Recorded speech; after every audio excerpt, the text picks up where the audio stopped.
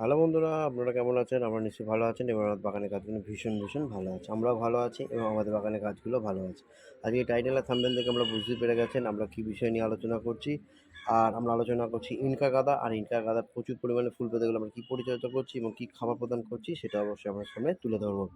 আর এই সামনে সরস্বতী পুজো আসছে, আর এই গাছগুলো থেকে আমরা সরস্বতী পুজো অবধি যদি প্রচুর পরিমাণে ফুল পেতে চাই, আর সেই ফুল পেতে গেলে আমরা কী খাবারটা প্রদান করবো বা কী পরিচর্যা করবো, সেটাই আজকে মেন উদ্দেশ্য। দেখছেন কেমনভাবে কুড়িগুলো এক একটা কুড়ি সাইজ দেখছেন, আর তার সাথে গাছের গ্রোথ। আর ম্যাজিকের মতন ফুল পেতে গেলে আজকে যে খাবারটা আমি প্রদান করতে চলেছি, সেই খাবারটা যদি আপনারা বা 7 দিনের গ্যাপে যদি দিতে পারেন বা 10 দিনের গ্যাপেও যদি দিতে পারেন, তাহলেও আপনাদের গাছে এইরকমভাবে ফুল আসবে। তো একটা ফুলের সাইজ তো দেখছেন, আর গাছের পাতা দেখুন, পুরো পাতা কত সুন্দর হেলদি পাতা। আর এই হেলদি পাতা আর এত সুন্দর ফুল আনতে আমরা কী খাবারটা প্রদান করবো বা কী মানে গাছকে প্রদান করছি, সেটাই তো আজকে আমি আমার সামনে তুলে ধরছি। আর যদি ভিডিওটা আপনাদের ভালো লাগে তাহলে অবশ্যই শেয়ার করবেন, সাবস্ক্রাইব করবেন আর বেল বাটনটা প্রেস করতে ভুলবেন না। আর অল নোটিফিকেশানটা অল করে রাখবেন, কেন আমি যখনই আজ একটা ভিডিও দেবো আপনাদের কাছে নোটিফিকেশান তো পৌঁছে যাবে। তো চলুন, প্রথমে আমি বলে দিই এই সময় কী খাবার আর দেবেন না। প্রথমে দেবেন না আপনারা হচ্ছে কোনো ডিএপি জাতীয় খাবার, আর গাছে আমাদের দেওয়ার কোনো দরকার নেই। তো ডিএপি খাবার আর আমরা গাছে দেবো না। আর তার সাথে আমরা কী খাবার দেবো সেটা তো আমি আপনার সামনে তুলে ধরছি। আর সেই সময়টা দেখুন ফুলের ভারে গাছ কিন্তু হেলে যাচ্ছে। আর সবথেকে বড় কথা, এই সময় আমরা একটু নাইট্রোজেন খাবার দেবো, আর তার সঙ্গে আমরা দেবো হচ্ছে পটাশ। কেননা নাইট্রোজেন খাবারটা দিলে গাছে আরেকটু গ্রোথ নিয়ে নেবে, আর তার সাথে পটাশটা দেবো। তার সাথে ফুলটাও কিন্তু প্রচুর পরিমাণে আসতে শুরু করবে এবং অজস্র কুঁড়ি আসতে শুরু করবে। যেমন আমার কাছে আসছে, দেখছে প্রত্যেকটা ব্রাঞ্চের মধ্যে অজস্র কুঁড়ি আছে, প্রত্যেকটা গাছেই কিন্তু কুঁড়িতে ভর্তি। আর এরকম ফুল পেতে অবশ্যই আপনাকে এই খাবারটা 7 থেকে 10 দিনের গ্যাপে প্রদান করতেই হবে। আর এই কুঁড়ি আসার সাথে কিন্তু কিছু পোকার উৎপাত থাকবে, সেই পোকাগুলোকে আপনারা কী দেবেন, যেটা দিলে পুরো পোকাগুলো যাতে গাছে না লাগে এবং পাতা খুব সুন্দরভাবে ফ্রেশ থাকবে এবং হেলদি থাকবে, সেটাও আমি বলে দেবো। চলুন দেরি না করে আমি খাবারটা দেখে নিই। দেখুন আমি খাবারটা নিয়ে চলে এসেছি। এই খাবারটা আমাদের দিতে হবে 7 থেকে 10 দিনের গ্যাপে। কী নিয়েছি খাবারটার মধ্যে? খাবারটার মধ্যে আমরা নিয়েছি হচ্ছে সর্ষের গুঁড়ো খোল নিতে হবে। আমরা আর কোনো লিকুইড খাবার দেবো না। আমি এটা দিয়ে দিচ্ছি কেননা আমাদের সামনে সরস্বতী পুজো আছে। সরস্বতী পুজোয় যাতে আমরা ফুলগুলো আরও বেশি পরিমাণে পেতে পারি বা গাছে আরও বড়ভাবে পেতে পারি, তার জন্য এই খাবারটা আজকে আমরা প্রদান করছি। তো কী নিয়েছি? প্রথমে নিয়েছি হচ্ছে দেখুন 2 চামচ হচ্ছে নিমখোল। এটা হচ্ছে সর্ষের গুঁড়ো খোল নিয়েছি 2 থেকে 3 চামচ। এবার গাছ অনুযায়ী আপনারা প্রদান করবেন। 8 থেকে 10 ইঞ্চি টবের জন্য আপনারা কিন্তু 2 থেকে 3 চামচ নিয়ে নেবেন হচ্ছে সর্ষের গুঁড়ো খোল। আমি এই আমার 9খানা গাছের জন্য আমি যে পরিমাণটা নিয়েছি, 3 চামচ নিয়েছি হচ্ছে সর্ষের গুঁড়ো খোল, 2 চামচ নিয়েছি হচ্ছে নিম খোল, 2 চামচ নিয়েছি হচ্ছে এটা হচ্ছে শিং চাঁচা, আর এখানে নিয়েছি হচ্ছে 2 চামচ হাড় গুঁড়ো, আর এখানে মিউরেট অফ পটাশ নিয়েছি হচ্ছে 3 চামচ।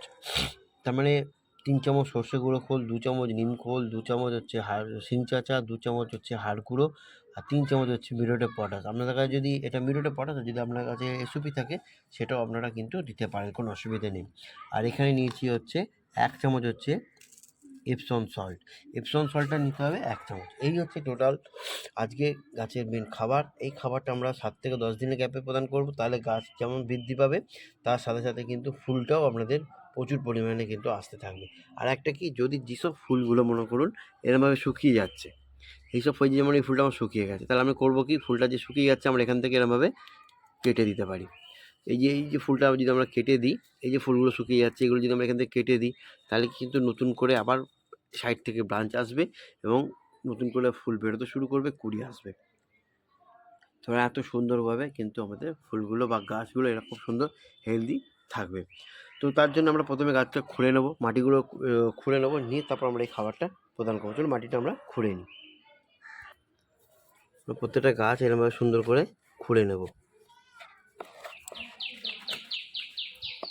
আর এই সময় কিন্তু আমরা জলটা কিন্তু স্কিপ একদম করব না, গাছে জলের ঘাটতি আমরা কিন্তু একদম হতে দেব না। সুন্দর করে এরকমভাবে আমরা খুঁড়ে নেব। চলুন প্রত্যেকটা গাছ খুঁড়ে নিই, খুঁড়ে নিয়ে তারপর আমরা সমস্ত গাছে এই খাবারটা প্রদান করব। প্রত্যেকটা গাছ আমি খুঁড়ে নিয়েছি। এবার আমরা করব কি, এই খাওয়াটা খুব সুন্দর করে একে অপরের সঙ্গে কিন্তু মিশিয়ে নেব। আর এপসম সল্ট কেন দিয়েছি আমরা? এপসম সল্ট হচ্ছে গাছের পাতাকে একদম সবুজ করতে সাহায্য করবে এবং ক্লোরোফিল যোগাবে। গাছ প্রচুর পরিমাণে খাবার তৈরি করতে পারে এবং তার ফলে গাছ প্রচুর পরিমাণে ফুল আসতে চাইবে। যদি ভিডিওটা আপনাদের ভালো লাগে তাহলে অবশ্যই করে একটা লাইক করবেন, শেয়ার করবেন আর সাবস্ক্রাইব করতে ভুলবেন না। আর বেল বাটনটা প্রেস করে রাখবেন আর অল নোটিফিকেশানটা অল করে রাখবেন, কারণ যখনই আমি একটা ভিডিও দেবো আপনাদের কাছে নোটিফিকেশান পৌঁছে যাবে। চলুন প্রত্যেকটা গাছে আমরা এতটা পরিমাণ খাবার নেব, নিয়ে কিন্তু আমরা দিয়ে দেবো। দেখুন এরকমভাবে প্রত্যেকটা গাছে আমরা খাবারটা দিয়ে দেবো।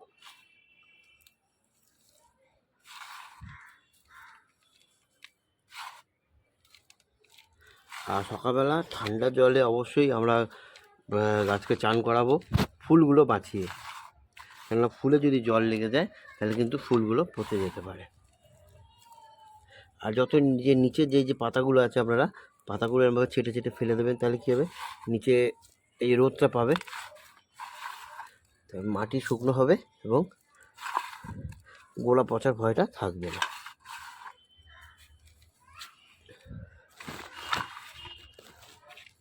দেখুন এদিকে সব দেওয়া হয়ে গেল, এই দিকে একটু দিয়ে দেবো। আর যেটা বলছি, এই সময় দাঁড়িয়ে আমরা সপ্তাহে এই 15 দিন 12 থেকে 15 দিনের গ্যাপে আমরা কিন্তু একটা কাকা পেস্টিসাইড আমরা ইউজ করব। কারণ পাতাগুলোকে আমাদের খুব সুন্দর রাখতে হবে। গাছের পাতা যদি ঠিক থাকে গাছে কিন্তু প্রচুর পরিমাণে ফুল কিন্তু আসবে। এই সময় একটু পোকার উৎপাত থাকে, এভাবে সুন্দর করে আমরা দিয়ে দেবো। আর কাকা যে পেস্টিসাইডটা বলছি, এই পেস্টিসাইডটা আমরা 12 দিন থেকে 15 দিনের গ্যাপে কিন্তু আমরা 1 লিটার জলে 1 ml দিয়ে আমরা কিন্তু গাঁদা গাছকে আমরা স্প্রে করব। সে যে কোনো গাছ, সব রকম গাঁদা গাছে আমরা এটা স্প্রে করতে পারি, কোনো অসুবিধা নেই। সব গাঁদা গাছই আমরা যদি স্প্রে করি, যেটা আমি করি, দেখুন তাতে কিন্তু গাছ এত সুন্দর হেলদি দেখতে পাচ্ছেন। পাতা প্রত্যেকটা পাতা কিন্তু হেলদি এবং একদম চকচকে আর অজস্র কিন্তু কুড়ি আসছে। দেখুন তো ভিডিওটা আজকে এই অবধি। যদি ভিডিওটা আপনাদের ভালো লাগে তাহলে অবশ্যই একটা লাইক করবেন আর কমেন্ট করতে ভুলবেন না। যদি কিছু জানার থাকে তো অবশ্যই কমেন্ট করুন। চলুন আজকে এই অবধি, ভালো থাকুন, সুস্থ থাকুন আর দেখতে থাকুন দেবারতী চন্দ্র চ্যানেল। আজকে এই অবধি, আবার কালকে দেখা হচ্ছে একটা নতুন ভিডিওর সঙ্গে। Thank you.